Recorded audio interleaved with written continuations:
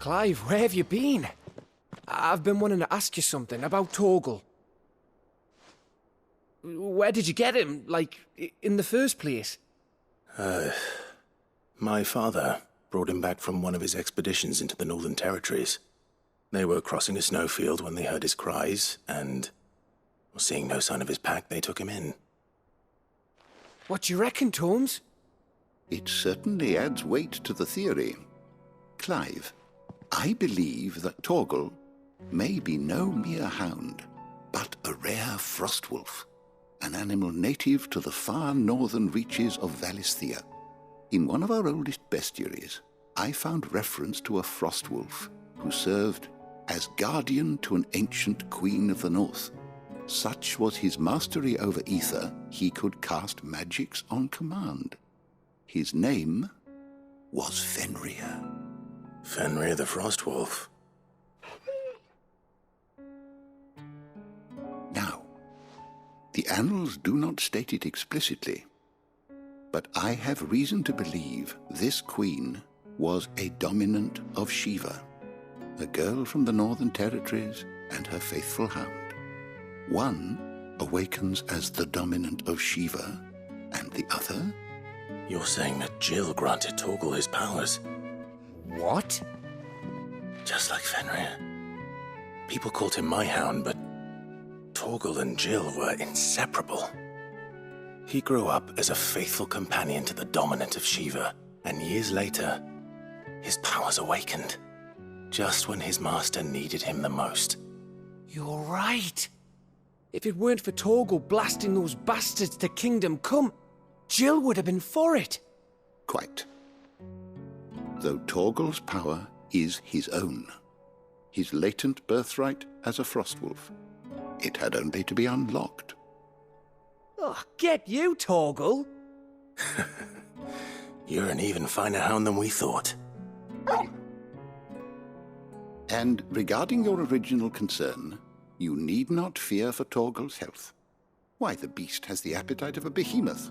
Just this very morn, I found him with his nose buried in my nuts.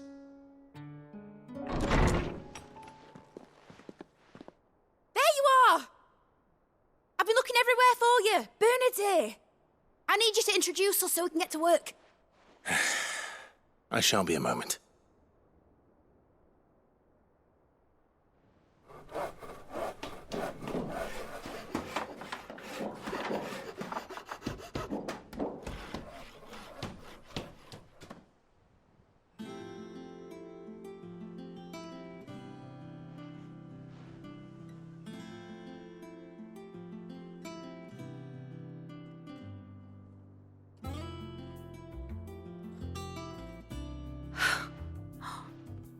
Isn't it brilliant?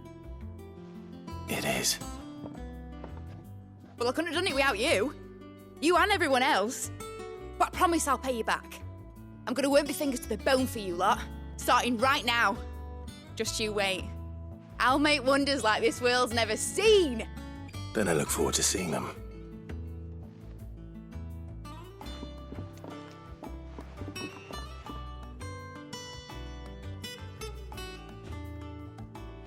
Now that that's settled, I wonder if Vivian's made any progress tracking down Kupka. Thanks for letting me do this, Clive. I'll pay you back, I promise.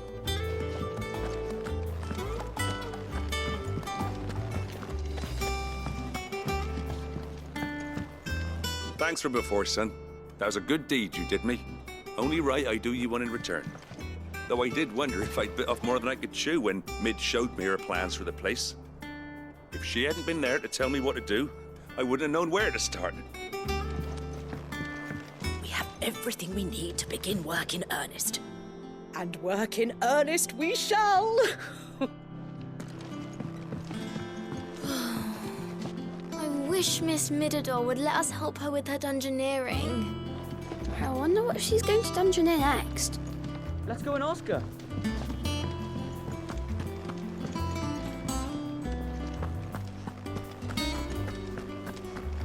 I think I'll wait till Mid's away to take a tour with her.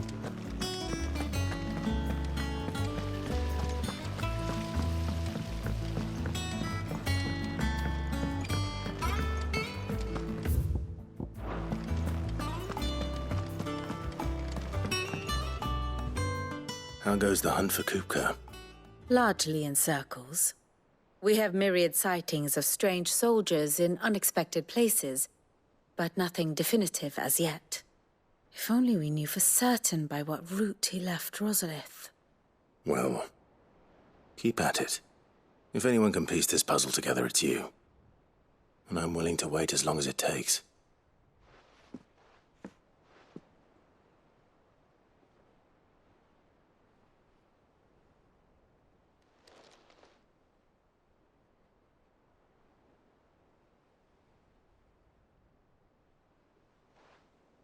What? Here? Would that be a problem? Do you know, Clive? I believe it a mercy that you didn't inherit your father's throne. Your poor people would surely live in fear of you. You have nothing to worry about on that front. I won't be claiming his crown.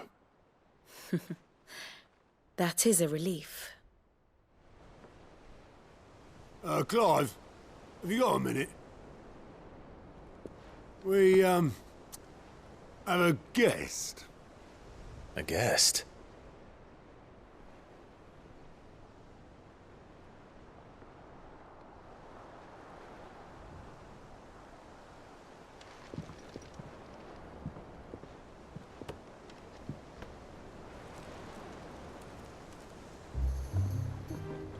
For your trouble. It was a pleasure, in hindsight. Uncle Byron? Clive, my boy! Tap a cask and stoke the ovens, for your favourite uncle is here!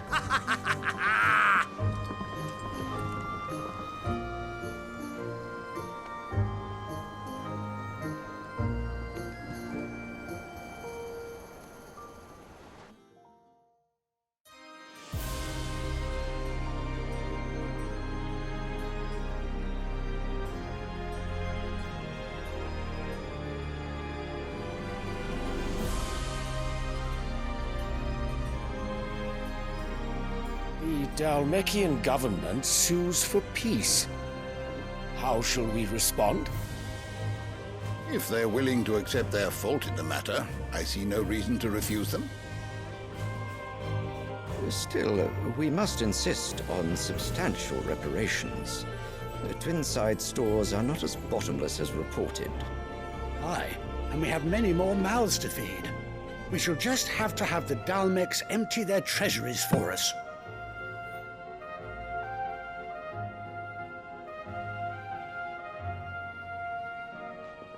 Of course, none of this would have been possible without your timely intervention, Prince Olivier. Indeed, I doubt any of us would have had the courage to trade words with the mighty Titan, nor less the wit to win him over. The Empire owes you a great debt. May the blessing of the crystals go with you, Your Highness. May the blessing of the crystals go with you. Very good.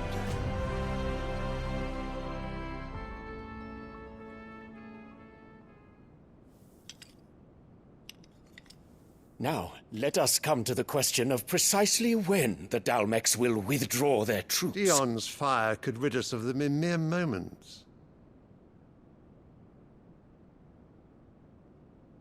The men of the Fist will not withdraw until a peace treaty is concluded. So let us keep the negotiations open, give them time to gather what gold and trinkets they can, and once they deliver that which we demand, what worth is a piece of parchment?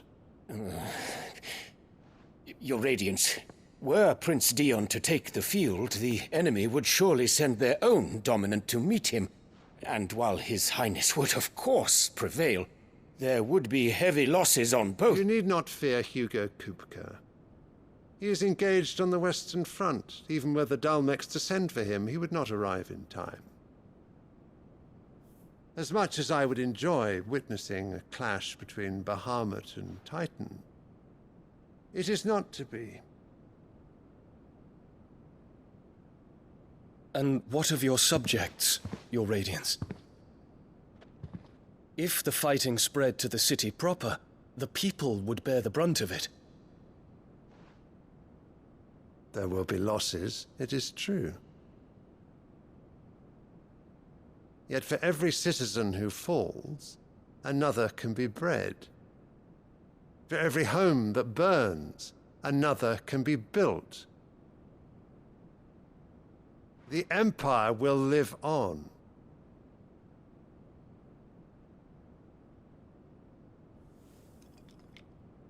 Dion? Yes, sire.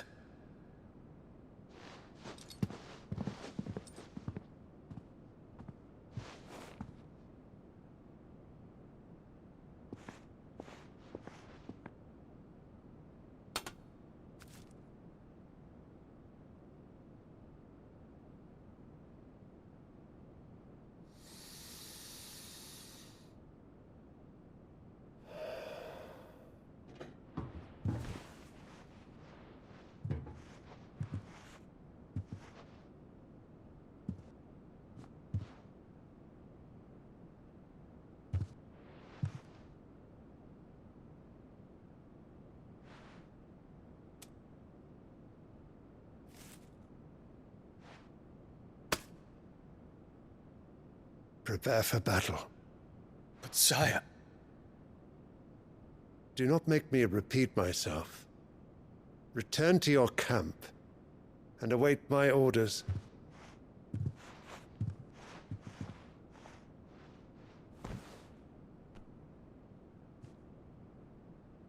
If that is your wish, Your Radiance, I shall depart at once.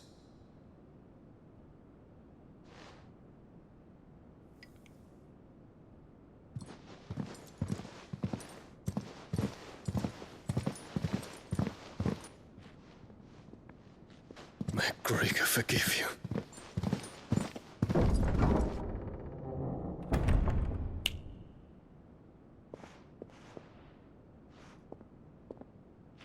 What do the astrologers augur?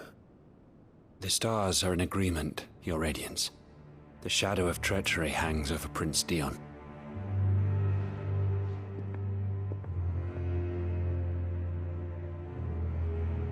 So Annabella's tales were true. You disappoint me, Dion.